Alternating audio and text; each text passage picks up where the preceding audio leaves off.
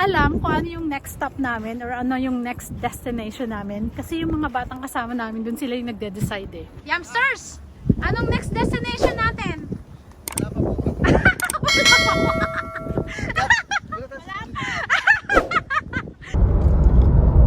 Ay, mga tupa oh, nagpapahinga sila. Yung tupa. Daming ano. Para sila mga puno. Ano kayang puno yan? Yun o. Parang wala katapusin yung daan. Diretso na. Welcome back to my YouTube channel. Ito na nga mga Yamsters ang part 2 ng aming long drive papuntang Albany, Western Australia. Ano nga ba ang mga lugar na magandang puntahan dito sa Albany? So mga Yamsters, please watch the part 1. Ang link po ay nasa description box below, featuring the Gap and Wind Farm.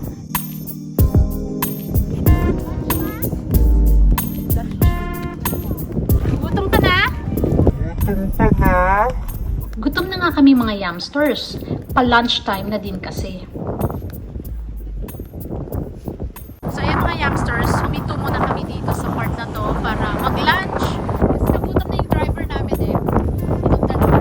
Nanginginig na daw sila. Nanginginig na sa gutom. Box lang ba kayo dyan?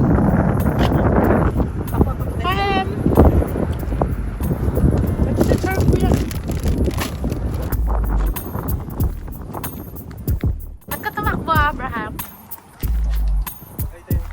Hi. Mag-hi ka naman muna sa iyo. Yamsters. Hello. Nagla-lunch. Kamusta ang lunch? Solve na? Solve na, te?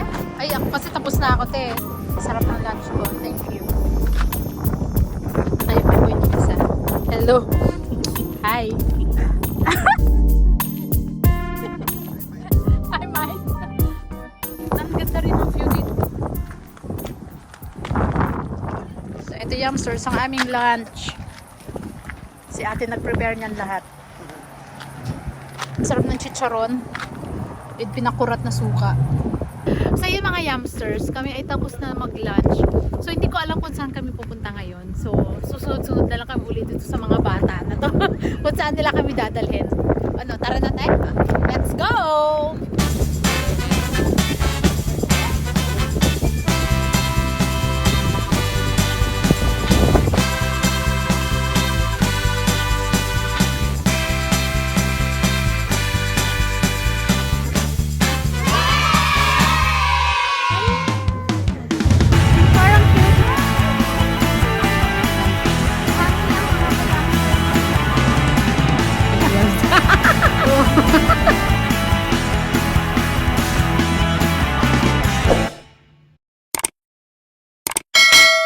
Hello mga Yamsters! So ngayon ay nandito na kami sa William Bay National Park. O tara na, let's go!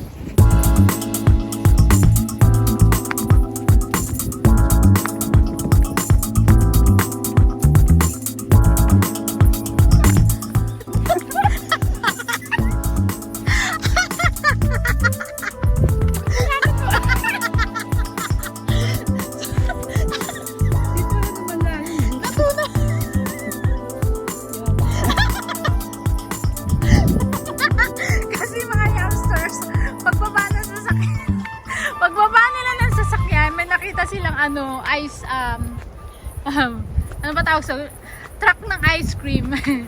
Ayan na mga Yamsters! Mga Yamsters, ang William Bay National Park ay matatagpuan sa Denmark, Western Australia. Ang centerpiece ng park na ito ay ang Greens Pool at Elephant Rocks.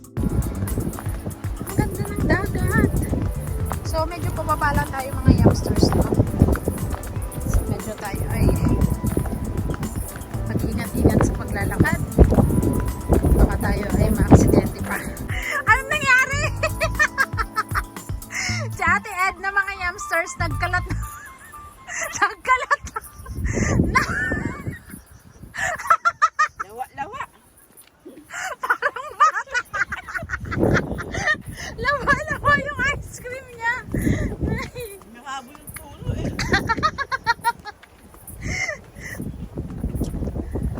Ay! Yamsters, maraming mga tao dito kasi nga naliligo sila. Ayan, ganda! Wow!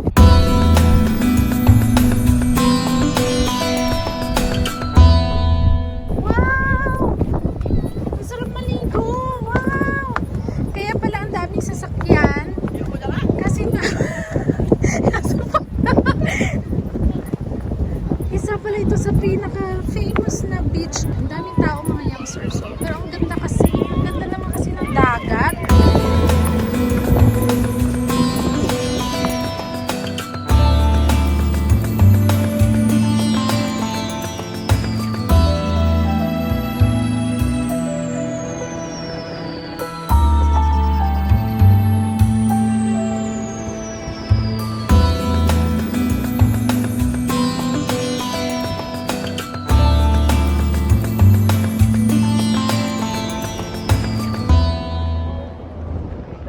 Hello mga youngsters, ngayon naman ay nandito kami sa green pool. Bakit nga ba siya tinawag na green? Kasi ba kulay green yung dagat? So yung mga kasamahan namin mga bata, mga bata mga binata't dalaga ay nag-swimming. So in-invite nila kami mag-swimming, nila ate, ako. Malamig, hindi namin kaya ang malamig. So mga jujonda na kasi kami. So ayaw na namin maligo, kaya dito na lang kami at pa shoot na lang. Ayan. Ayan. Ang ganda ng view. Yan sir, so green ang tubig. Kaya ito tinatawag na green. Kaya ito tinawag na Green's Pool dahil kulay turquoise green ang tubig. Madaming dumadayo sa beach na ito. Hindi lamang dahil sa kulay ng tubig, kundi maging sa mapino at kulay puting buhangin nito. At ang white sand, grabe, pinong. Sobrang ganda. Kung etong part na to ay dagat, na syempre dito naman, ayan. Mountain naman siya. Hi, Day! Ang ganda! Medyo malamig lang. So, tanghaling tapat ngayon mga youngsters. Lapit tayo ng konti dito mga youngsters sa tubig. At ito mga youngsters, bato to ha, hindi ito buhangin. Bato yan. Ako marunong ako lumangoy. Parang ang ganda o, dun sa gitna na yun, nakala mo island, pero bato yun eh. Ang ganda, ang ganda. Kaya mga youngsters, kung pupunta kayo dito sa Western Australia, isama nyo tong lugar na to sa bucket list nyo. Yan mga youngsters ha, yung apat na nandun, yung isa nakatayo, tapos may dalawang magkatabi, tapos yung isa, ayun, lumalangoy. Yun po ay si Abraham, si Josa, si Pen, at si Mariel. Talagang ang tatapang nilang maligo ha. Ayan, tatapang nilang maligo. Sa bagay, dito na rin naman, why not? Parang babaw lang. So dun mga youngsters, ang lakas na hampas ng mga alon.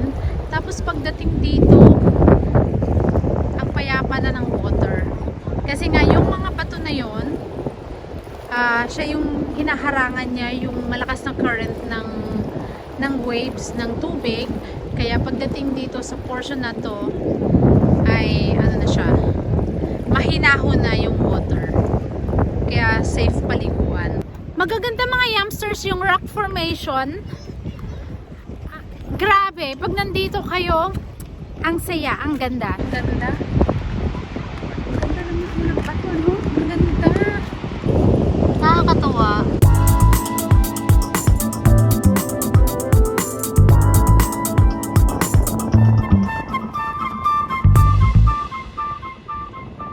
Kaya pala maraming sasakyan kanina sa parking. Nahirapan kaming maghanap ng parking kasi nga madaming tao pala dito sa beach. Kumagilid tayo sa laglag eh. Pwede kang umayon yan, lumakad ka. Papuntang parking na to kuya? Ha? Papuntang parking na yan? Hindi, iba lang naman. Oh, may nag-balance kay luglog.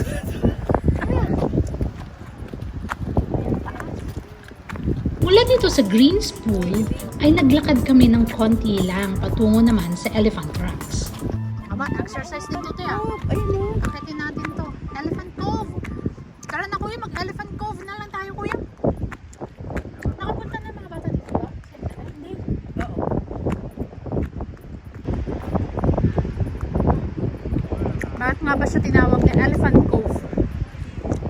Diretso na tayo. Mag-Elephant Cove na tayo. Ganda rin dyan pala. Tingnan mo.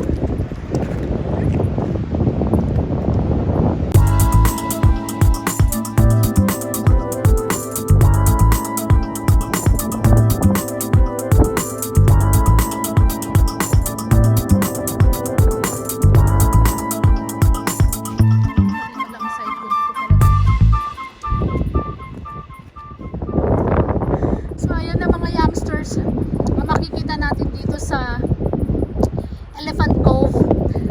Kung titingnan para sila mga elephant, nakatalikod. Mga youngsters, hindi na ako alis dito sa inuupuan ko kasi nanginginig yung tuhod ko, nalulula ako. Parang nakakatakot kasi hindi mo alam kung anong meron doon pag nahulog ka. Kaya dito, nakakatakot siya oh. Nanginginig na yung tuhod ko. Ikaw rin eh, nanginginig tuhod mo din. Mga youngsters, pakita ko sa inyo kung ano yung itsura ko ah. Ito si Kuya. Yan. Ay mga youngsters, ang itsura ko. Tsura niya. Ayaw nang tumayo. Ayaw niya nang tumayo kasi pag pumunta siya dito, mas lalong parang hinihikayat siyang dungawin pa yung bandaron pa. Yung pala patipong na pala yun. Kaya sabi ko, madidisgrasya ka rito pagka hindi ka Isang silip nga. Ayun pala yun. Ay, naliliko. Tapos, taas kasi. Parang gugulong ka na lang. Na mga youngsters, tara na. Ayan na yung mga elepante. Parang ilang elepante yan kuya? Isa, dalawa? Tapos may maliliit.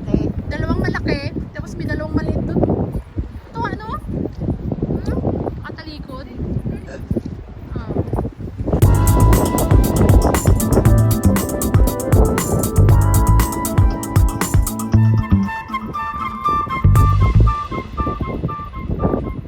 So Kuya Neil, pag pupunta ka dito sa Australia at Dundee, babalik tayo dito. So, bababa na naman kami youngsters. So, medyo matarik ito. So, dahan lang.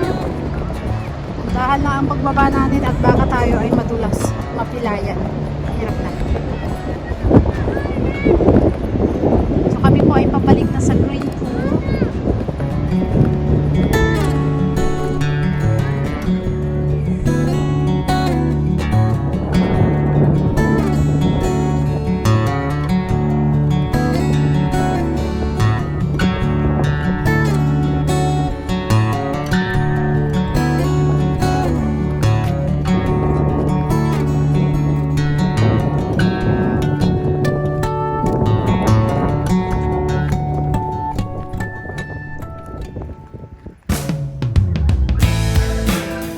Uwian na mga youngsters.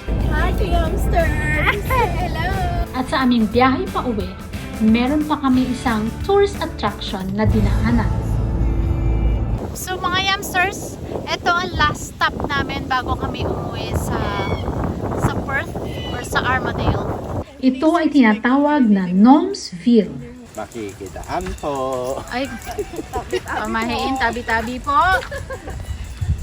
Aww. Hello!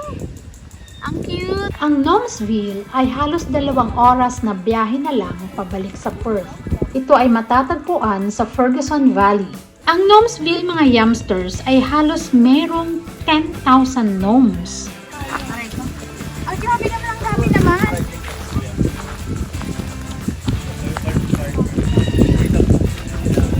Ang dami mga youngsters, oh. Hindi tayo pwedeng Hamsters yan. mga ka-youngsters natin to. Asa hanggang dun? Ay naku, ang dami nila mga youngsters. As in, ang lapad hanggang dun. Oh. Hanggang dun pa. Nabi. Dun pa. Ano na mga ka-youngsters? Paano nga ba nagsimula ito at paano sila naipon dito? Youngsters, ito daw ay isang local legend. hanggang sa ito ay naging attraction at patuloy na nakakainganyo sa mga bata at sa mga young at heart. At naging tradisyon na daw dito na ang mga bumibisita ay nagiiwan ng gnomes, kaya ito ay dumami at patuloy na dumarami pa. Sila po ay nakalagay sa ilalim ng puno.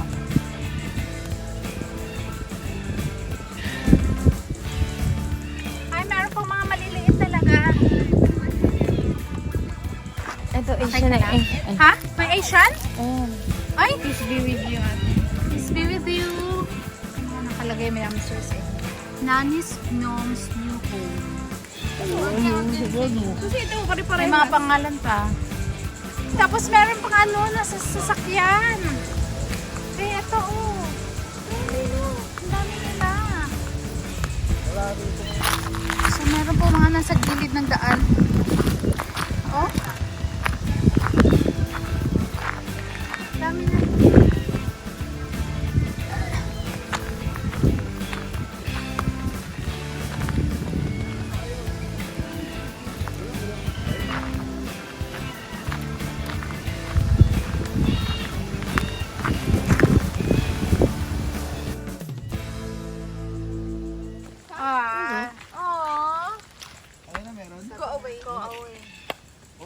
Mga Yamsters, since ito na yung last stop namin, so hanggang dito na lang muna tong vlog na to at maraming salamat sa panonood nyo ng episode na aking vlog ngayon. At of course, I would like to invite you again to like, comment, and subscribe to my YouTube channel at mag-iingat kayo lagi. At hanggang sa aking susunod na vlog. Maraming salamat mga Yamsters. Ingat kayo lagi. Bye-bye!